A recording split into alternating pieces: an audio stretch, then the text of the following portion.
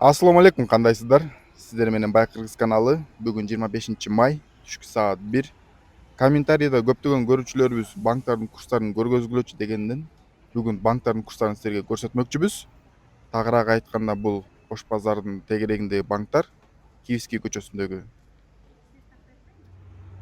РСК банк доллар 80, евро 85, рубль 1 сом 25 тыйын. Банк Азии доллар 79 сом 80 тыйын, евро 84 сом 90 тыйын, рубль 1 сом 25 тыйын.